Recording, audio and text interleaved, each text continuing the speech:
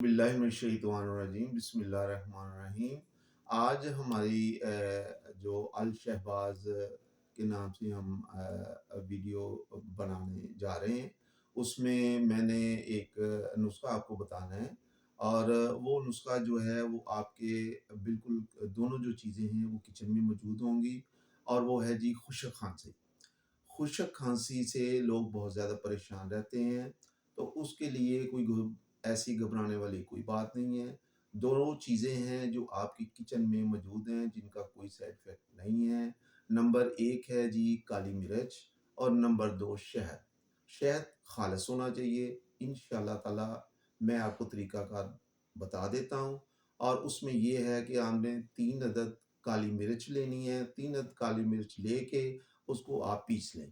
آپ نے اس کو پیسنا ہے۔ پیسنے کے بعد آپ نے ایسے کر کے ہتھیلی کے اوپر وہ 3 کالی مرچوں کا جو پاؤڈر ہے وہ آپ نے رکھ لینا ہے، اور اس میں آپ نے 5-6 قطرے شہد کے ڈال کے، اور اس کو اپنی فنگر سے ہی ایسے کر کے اس کو آپ نے مکس کر لینا ہے، اور ایک چمچ لیں۔ چمچ کے ساتھ آپ نے اس کو ایسے منہ میں رکھ لینا ہے، اور آپ نے آہستہ آہستہ اس کا جو لعاب ہے وہ آپ کے اندر جانا شروع ہو جائے۔ کوئی انشاءاللہ تعالیٰ اس میں پریشانی والی بات نہیں ہے، اور اللہ کے حکم سے آپ کو دوبارہ جو خشک کھانسی آ رہی ہے وہ اس کا نام و نشان بالکل نہیں رہے گا، اور اس کا کوئی سائیڈ افیکٹ نہیں ہے۔ ہاں، اس کی ایک احتیاط ہے کہ جب آپ یہ یوز کر لیں اس کے بعد آپ نے ٹھنڈا گرم پانی جو بھی ہے آپ نے وہ نہیں استعمال کرنا۔